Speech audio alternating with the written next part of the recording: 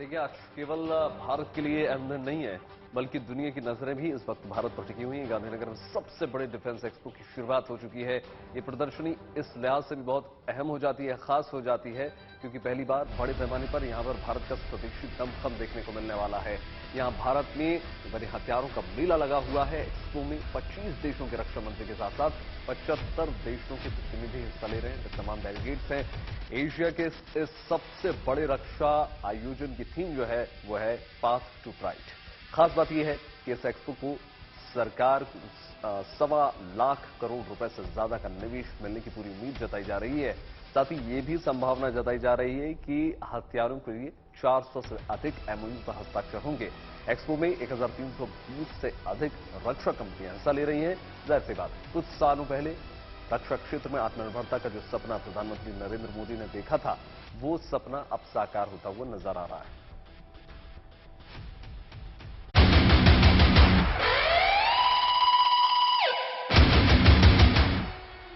आज देश का मंत्र है make in India, make for world.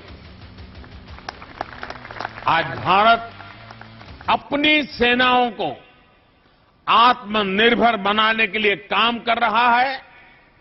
हम देश के डिफेंस सेक्टर से देश के प्राइवेट सेक्टर के टैलेंट को भी जोड़ रहे हैं।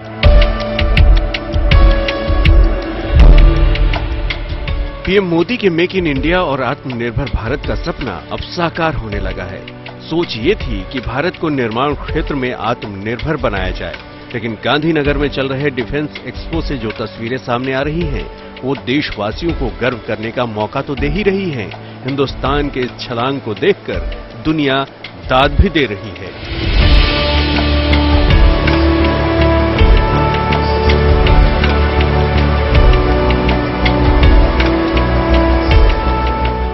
पीएम की सोच को तेज उड़ान तब ज्यादा मिली जब सेना ने कई उपकरणों, गोला बारूद और हथियारों के आयात पर रोक लगा दी।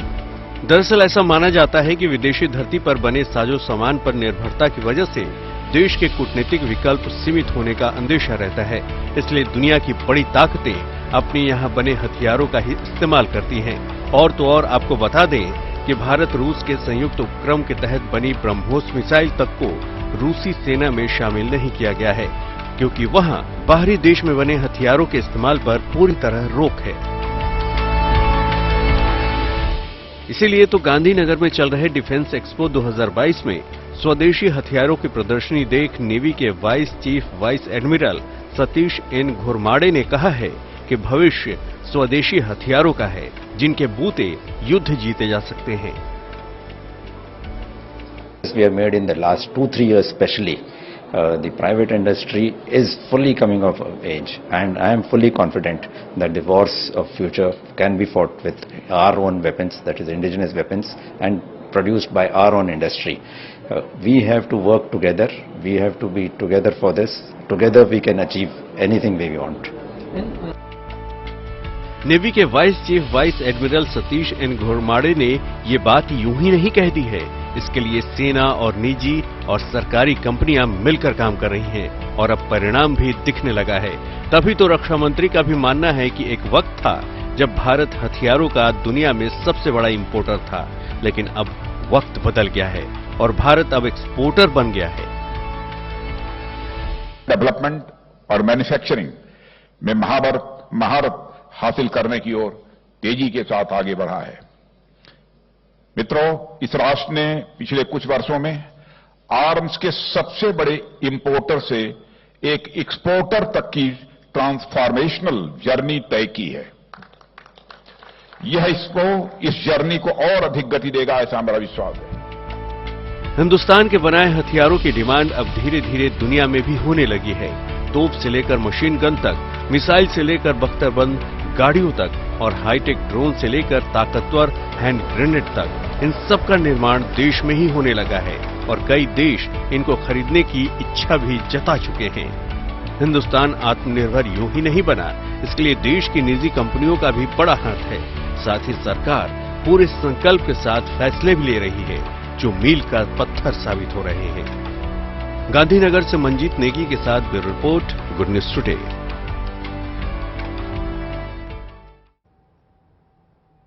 इस बार के डिफेंस एक्सपो की जो थीम है वो 3D है, यानी DRDO, designed and developed ecosphere. इस बार के डिफेंस एक्सपो में स्वदेशी पर काफी जोर दिया जा रहा है। भारत रक्षा के क्षेत्र में आत्मनिर्भरता की ओर धीरे धीरे आगे बढ़ रहा है। इसकी झलक इस डिफेंस एक्सपो में देखने को साफ मिल रही है। DRDO द्वारा विकसित किए गए 430 से अधिक रक्षा उपकरणों और हथियारों की ताकत का गवाह दुनिया के 100 देश बनेंगे। 6 तस्वीरें आपके सामने टीवी स्क्रीन पर आप देख सकते हैं। मेक इन इंडिया मिशन के तहत स्वदेशी मशीन पिस्टल, स्वदेशी युद्धपोत, mine protection vehicle, Garud gun system, ATAGS gun system और पिनाका मल्टी रॉकेट लॉन्चर जैसे घातक और मारक स्वदेशी हथियारों को प्रदर्शित किया गया है। तो तमाम तस्वीरें आप इस वक्त टीवी स्क्रीन पर देख सकते हैं। भारत के जो रक्षा है, आत्मनिर्भरता की एक झलक आप अपनी टीवी स्क्रीन पर देख सकते हैं। गांधीनगर में जो ऑटो एक्सपो है,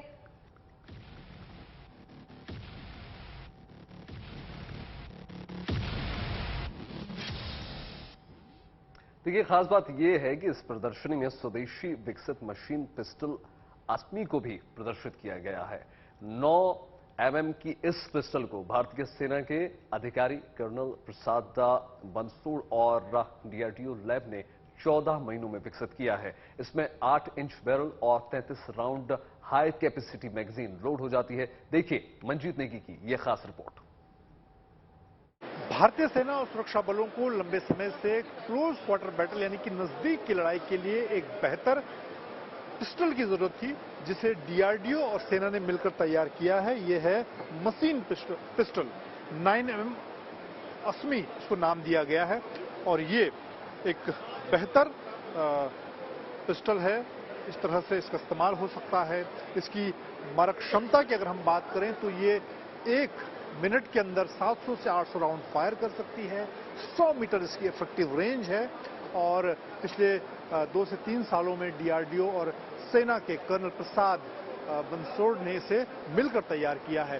फिलहाल गृह मंत्रालय ने इसे क्लियर किया है और आने वाले दिनों में जो पैरामिलिट्री फोर्सेस हैं, BSF, ITBP, CRPF, वो इसका इस्तेमाल करेंगी।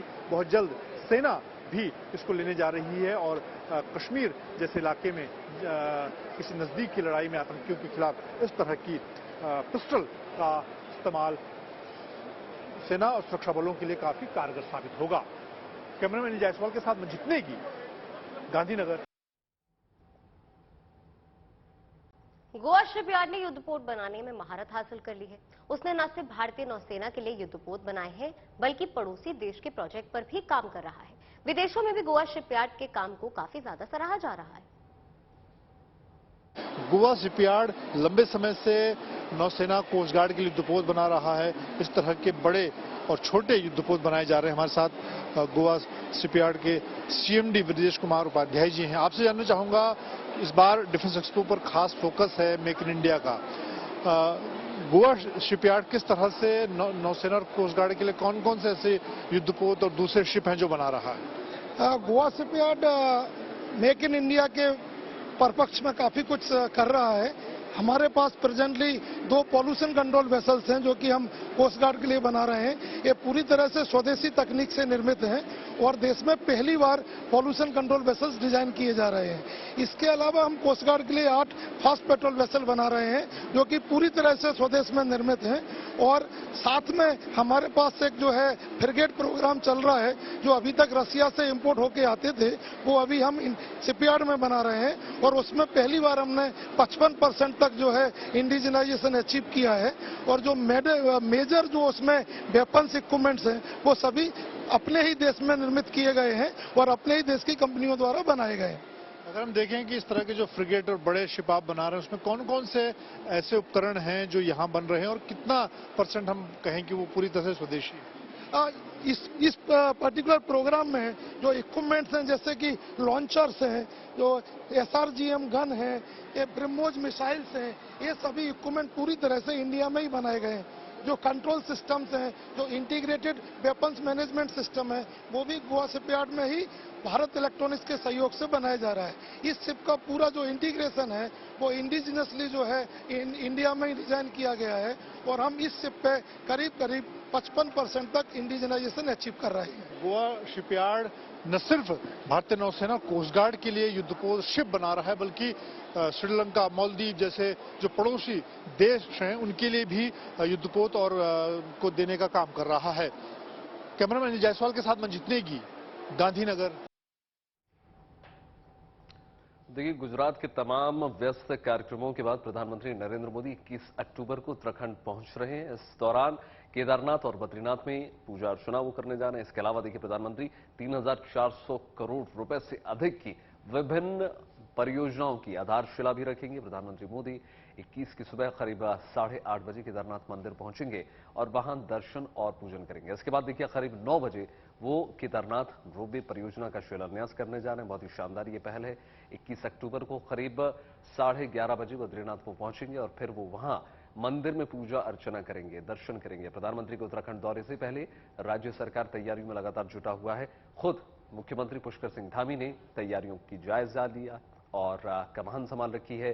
सुबह सुबह राज्य के मुख्यमंत्री पुष्कर सिंह धामी बद्रीनाथ पहुंचे और मुख्यमंत्री पुष्कर सिंह धामी ने बद्रीनाथ धाम के माना स्थित सभा स्थल का निरीक्षण भी किया। माननीय प्रधानमंत्री जी का आगमन यहां पर 21 तारीख को है, जहां वो 2-3 सड़कों का शिलान्यास करने वाले हैं। वहीं हेमकुंड रोपवे का भी शिलान्यास उस दिन होने वाला है, जो कि हमारे राज्य के लिए और देश के लिए बहुत ही महत्वाकांक्षी योजना होगी। वहीं केदारनाथ धाम भी जाएंगे, वहां पर भी उस दिन जो केदारनाथ पर केबल कार का उसका भी शिलान्यास का कार्यक्रम है।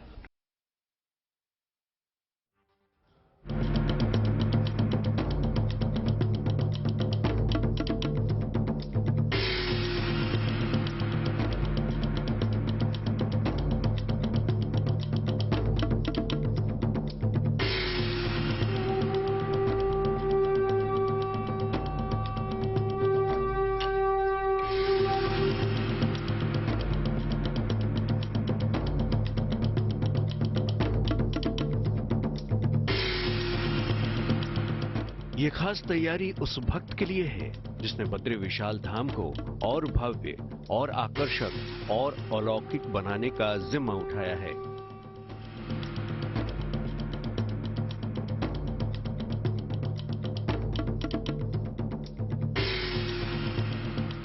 वो भक्त हैं प्रधानमंत्री नरेंद्र मोदी, जो बद्रीनाथ धाम में 21 अक्टूबर को पहुंच रहे हैं।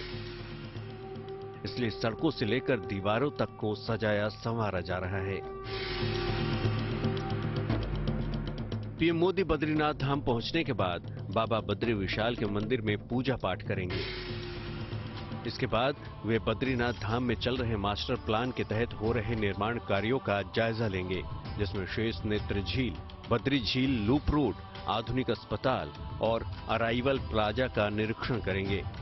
इसके बाद पीएम यहां से बद्रीनाथ से 3 किलोमीटर दूर माणा पहुंचेंगे, जहां पर आईटीबीपी और भारतीय सेना के जवान भी मौजूद रहेंगे। पीएम यहीं पर एक जनसभा को भी संबोधित करेंगे। सूत्रों के हवाले से खबर है कि देश के अंतिम गांव माणा से प्रधानमंत्री नरेंद्र मोदी जीवंत गांव योजना की भी शुरुआत कर सकते हैं। वहीं हेमकूट साहिब में बनने वाले रोपवे और बद्रीनाथ में राष्ट्रीय राजमार्ग का भी उद्घाटन करेंगे। प्रधानमंत्री नरेंद्र मोदी के बद्रीनाथ धाम आने की खबर से यहां के लोगों में उत्साह है, क्योंकि पीएम बद्रीनाथ धाम में 21 अक्टूबर को रात्रि विश्राम भी करने वाले हैं। बद्रीनाथ मंदिर प्रशासन भी खास पूजा पाठ की तैयारी कर रहा है, क्योंकि पीएम मोदी यहां बाबा का दर्शन के साथ पूजन भी करने वाले हैं।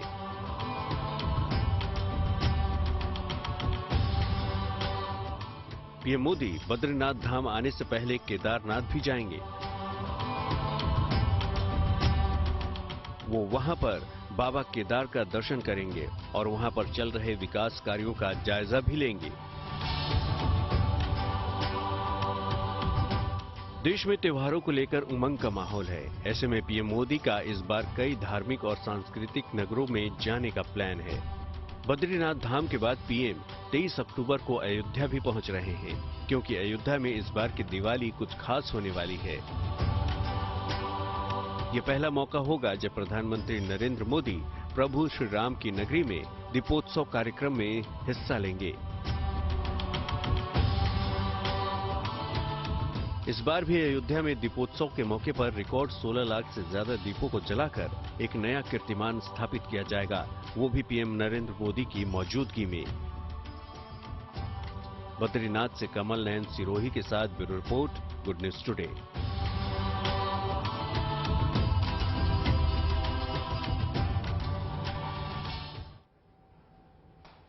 बद्रीनाथ के बाद अब बात उज्जैन के महाकाल की भी कर लेते हैं। तो महाकाल लोक की भव्यता को देखकर लोग इसके दर्शन के लिए काफी उत्साहित है, लालित है। इस अद्भुत बनाने में जिन्होंने दिन रात एक कर दिया, उन्हें सम्मानित किया गया। खुद मध्य प्रदेश के मुख्यमंत्री शिवराज सिंह चौहान ने उनका सम्मान किया, वो भी महाकाल लोक में ही। देखिए ये रिपोर्ट।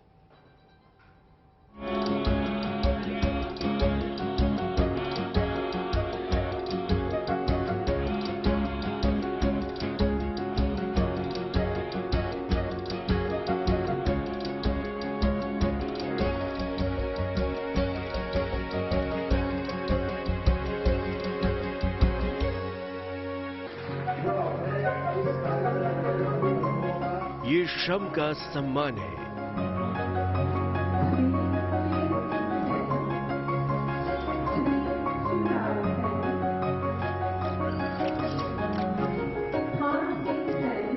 ये वो मेहनतकश श्रमिक और शिल्पकार हैं जिन्होंने महालोक के निर्माण में दिन रात पसीना बहाया है। इन्होंने अपने हाथों से पत्थर तोड़े हैं, गारा ढोया है, छेनी और हथौड़ी चलाकर महाकाल लोक को गढ़ा है।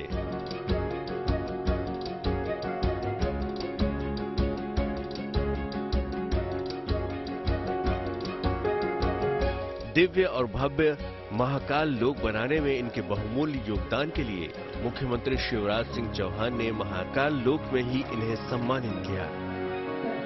अपने पसीने से महाकाल महाराज की सेवा करने वाले सारे मजदूर भाई और बहन, शिल्पकार आज हमारे साथ हैं।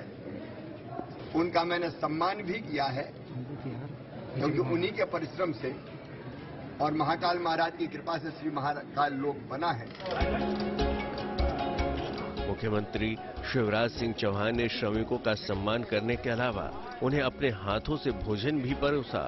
इस दौरान एक महिला श्रमिक की गोद में मौजूद बच्चों को मुख्यमंत्री शिवराज सिंह चौहान ने अपने हाथों से खिलाया भी।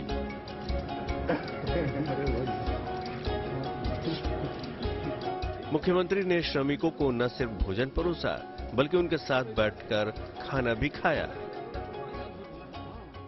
आज भोजन भी किया है, भोजन परोसा भी है। उनके साथ भोजन करके परमानंद का अनुभव हो रहा है, प्रसन्नता की अनुभूति हो रही है, क्योंकि ये ही वो हाथ हैं जिन्होंने कोविड के दौरान भी दिन और रात काम करके श्री महाकाल लोक के निर्माण में अपना अतुलनीय योगदान किया है। ऐसे सारे मजदूर और शिल्पकार बहनों और भाइयों को मेरा प्रणाम। महाकाल लोक के पहले चरण का काम पूरा होने के बाद बीते 11 अक्टूबर को ही प्रधानमंत्री नरेंद्र मोदी ने इसका लोकार्पण किया था।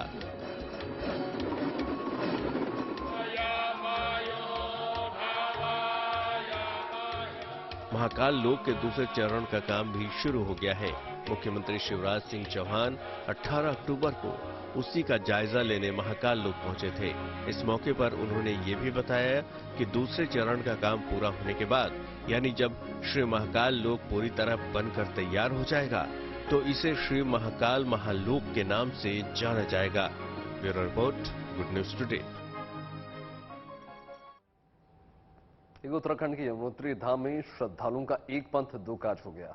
नाम के दर्शन के साथ साथ उन्हें सीजन की पहली एक ऐसी झलक भी देखने को मिल गई जो सबके लिए शानदार है। देखिए रिपोर्ट।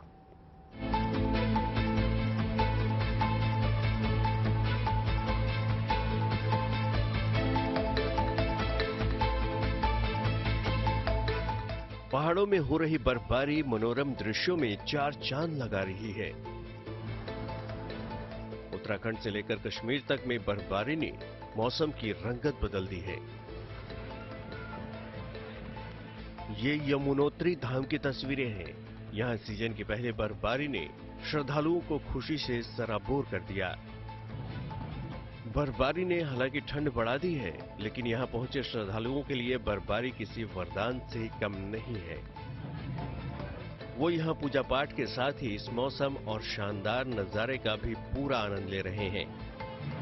चारों ओर का नजारा बहुत अच्छा है और अभी बर्फबारी हो रही है। बहुत मजा आ रहा है। दर्शन भी अच्छे तरह से हो गए हमारे और बर्फ का नजारा देख के हमें बहुत मजा आया। फुल एंजॉय कर रहे हैं हम लोग। यमुनोत्री धाम के कपाट 27 अक्टूबर को बंद होंगे। उससे पहले यहाँ बड़ी संख्या में श्रद्धालुओं का पहुंचना जारी है। बाबा बद्री विशाल के दरबार में भी एक बार फिर बर्फबारी हुई है। बद्रीनाथ धाम में बर्फबारी और धूप दोनों एक साथ देखने को मिल रही है। यहाँ श्रद्धालुओं का बड़ी संख्या में पहुंचना जारी है, जहां वो बाबा बद्री विशाल के दर्शन के साथ साथ मौसम का भी जी भरकर मजा ले रहे हैं। तापमान गिरने से ठंड बढ़ गई है, लेकिन बर्फबारी ने श्रद्धालुओं से लेकर स्थानीय तक को गदगद कर दिया है।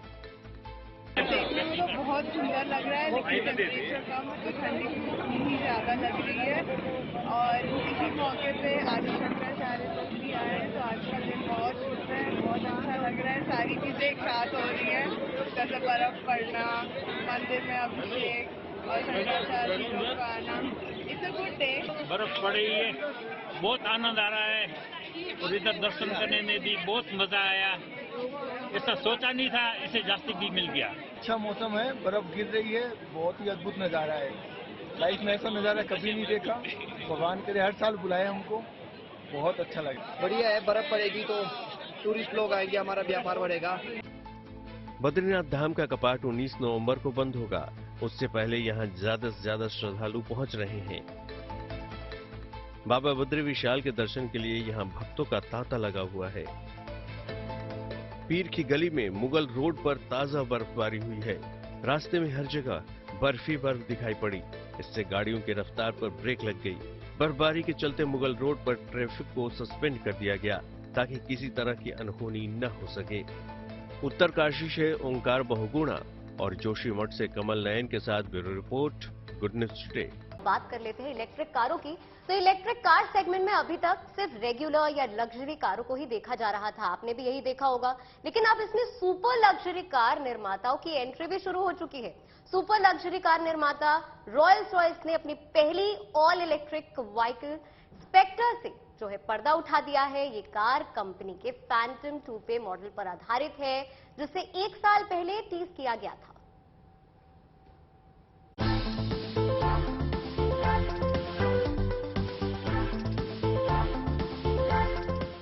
खूबसूरती ऐसी कि नजर ठहर जाए,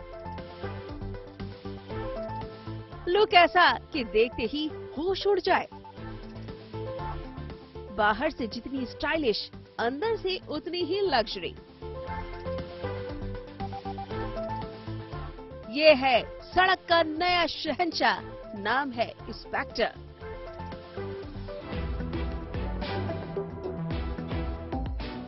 आज का जमाना इलेक्ट्रिक व्हीकल का है और अब इसमें जानी मानी सुपर लग्जरी कार बनाने वाली कंपनी रॉल्स रॉयस भी कूद चुकी है। रॉल्स रॉयस ने अपनी नई और पहली इलेक्ट्रिक कार की झलक दिखा दी है और इस कार का नाम है स्पेक्टर। ये कार न सिर्फ लग्जरी कार है बल्कि इलेक्ट्रिक व्हीकल भी है। स्पेक्टर का इंटीरियर डिजाइन बेहद आकर्षक है और काफी हद तक कंपनी के दूसरी कारों की तरह ही है। स्पेक्टर के फ्रंट में सबसे बड़ी ग्रिल दी गई है, जो एक स्मूथ प्रोफाइल देती है। कहा जा रहा है कि रॉल्स रॉयस स्पेक्टर अब तक की सबसे अधिक एरोडायनामिक व्हीकल है। जहां तक रॉल्स रॉयस स्पेक्टर का फीचर की बात है तो जरा सुनिए। इसकी लंबाई 5.5 मीटर है और वजन 3 टन है। महज 4.3 सेकंड में स्पेक्टर 0 से 60 mph की स्पीड पकड़ सकती है। इसकी टॉप स्पीड 100 किलोमीटर प्रति घंटा की है। एक बार चार्ज होने के बाद स्पेक्टर 520 किलोमीटर तक बेरोक टोक चल सकता है।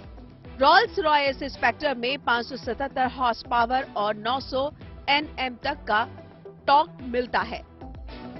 रोल्स रॉयस ने सितंबर 2021 को अपनी पहली इलेक्ट्रिक कार का ऐलान किया था और इसकी टेस्टिंग जर्मनी की सड़कों पर की गई और अब स्पेक्टर लॉन्च होने के लिए बिल्कुल तैयार है। माना जा रहा है कि साल के अंत तक रोल्स रॉयस स्पेक्टर को लॉन्च कर दिया जाएगा। लॉन्च होने के बाद इसका मुकाबला मर्सिडीज बेंज, BMW और ऑडी के हाल में लॉन्च हुए कारों से हो सकता है। Bureau report, good news today. इसी के साथ बात कुछ बॉलीवुड की कर ली जाए। देखिए, फिल्म अभिनेता शरद केलकर इन दोनों अपनी अपकमिंग फिल्म हर हर महादेव को लेकर काफी सुर्खियों में बने हुए हैं। ये फिल्म जो है एक वास्तविक लड़ाई की कहानी पर बेस्ड है। फिल्म की कहानी इसी पर है। फिल्म में सुबोध भावे छत्रपति शिवाजी महाराज और शरद केलकर बाजी प्रभु देशपांडे की भूमिका में नजर आएंगे। शरद केलकर से इस फिल्म और उनके आने वाले प्रोजेक्ट के बारे में तमाम हमने बातचीत की है। देखिए, हर हर महादेव 25 अक्टूबर को रिलीज होने जा रही है। ट्रेलर वाकई अमेजिंग है।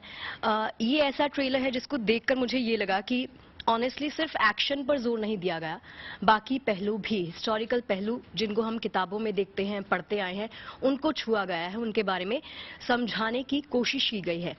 बच्चों को पता होगा। आई थिंक ऐसी फिल्में बहुत कम बनी है। You want to say something? देखिए, मैं ये कहना चाहूंगा कि थोड़ा मेटाफोरिक है, बिकॉज मैं अगर उस समय की बात करूं तो हिंदुस्तान मुगलों के शासन में था। छोटे छोटे कस्बों में, गांव में, इलाकों में लोग अपनी जिंदगी में संतुष्ट थे। भाई दबे हुए थे, अत्याचार हो रहे थे उनके ऊपर, टैक्स कर देना पड़ रहा था, परिवार में अलग समस्याएं थी, जातिवाद था, महिलाओं की कोई जगह ही नहीं थी सोसाइटी में। मतलब बलात्कार तक एक पाप नहीं था या एक जुर्म नहीं था उस टाइम पे। ये शायद लोगों को पता नहीं होगा, तो बलात्कार भी एक जुर्म नहीं था, उसकी भरपाई हो सकती थी पैसे देके। ऐसे समय में अगर इतने साल आप रहें तो आप वहीं क्या हो जाते हैं। आपको ना कोई उद्देश्य होता है लाइफ में, ना आपको कुछ एक्स्ट्रा करना होता है, ना कुछ अचीव करना होता है। बस आपको जिंदगी काटनी होती है कि हम यहीं जिए हैं, ऐसे ही जिएंगे और ऐसे ही मर जाएंगे। उसमें एक सोच सामने आती है जो शिवाजी शाहजी भोसले लेके आते हैं कि हमें इस गुलामी से बाहर निकलना है, हमें खुद का राज्य, हमें स्वराज्य चाहिए। क्या कुछ चैलेंजेस फेस किए, क्या कुछ कठिनाइयां आई? आई एम श्योर कि आपने बहुत एंजॉय किया इस रोल को, इस किरदार को। देखिए, पहली बात तो क्या होता है ना कि अगर जब हम कोई ऐतिहासिक किरदार करते हैं तो हमें थोड़ा सा सबकॉन्शियसली अवेयर रहना पड़ता है कि कुछ गलतियां ना हो जाए कुछ, और कहीं ना कहीं वो सबकॉन्शियसली आपको अफेक्ट भी करता है आपके परफॉर्मेंस में। लेकिन जब आपके पास अभिजीत देशपांडे जैसा राइटर डायरेक्टर हो जो बहुत क्लियर है उन चीजों में, उसको क्लैरिटी है कि मुझे कितना इस किरदार के अंदर कितना चाहिए शरद केलकर से या मैं कितना निकाल सकता हूं, जब उसको ये क्लैरिटी है तो आपको अपने आप को उसके हवाले कर देना चाहिए। मेरा नेक्स्ट सवाल आने वाला था कि आप इमोशनल देखा है मैंने आपको। क्या है ना, वो सडनली वो सब चीजें आपकी आंखों के सामने आती हैं कि यार हम किसके बारे में बात कर रहे हैं यार। लोगों के लिए सिर्फ एक नाम होगा, बट जब आप वो उसके इर्द गिर्द एक फिल्म करते हैं, एक पूरी जिंदगी जी लेते हैं 50-55 दिन की, तब आपको लगता है कि नहीं यार, ये हम जो कर रहे हैं वो कुछ भी नहीं है यार, वो क्या आदमी था। तो वो सब बड़ा ओवरवेलमिंग है यार कि हम उनके ऊपर फिल्म बना रहे हैं, ये उनकी कहानी, अपन तो एक हिस्सा है उस कहानी का। तो पर्टिकुलर हर हर महादेव की कहानी का ये है कि उसमें मैं बोलता हूँ कि जो बाजी बाबू बोलते हैं कि जो मुगल हैं, औरंगजेब है, मुझे लगता था कि सिर्फ कहानियां हैं, तो महाराज बोलते हैं आगे सिर्फ कहानियां नहीं है, अरे मुझे लगता है ये सब कहानी है और मैं इस कहानी का एक हिस्सा हूं। तो महाराज आके बोलते हैं कि तुम इसका हिस्सा नहीं हो, तुम ही ये कहानी हो। जितनी फेक, जितनी अनट्रू खबर दिखाएंगे उतनी ही ज्यादा नेगेटिविटी फैलेगी। जैसा गुड न्यूज टुडे कर रहा है कि वो सिर्फ अच्छी खबरें दिखाता है, पॉजिटिव खबरें दिखाता है। इसका एक वाइडर एस्पेक्ट ये है कि देश में लोग अच्छी मानसिकता वाले बन रहे हैं। क्या बात है शरद, बहुत अच्छा लगा आपसे बातचीत करके and wish you all the best, congratulations. और 25 अक्टूबर को फिल्म रिलीज हो रही है। प्लीज अपने सिनेमा घरों में जो आपके घर के पास हैं, दूर भी हैं, जरूर जाइएगा क्योंकि मैं तो जाने वाली हूँ। Thank you, sayonara.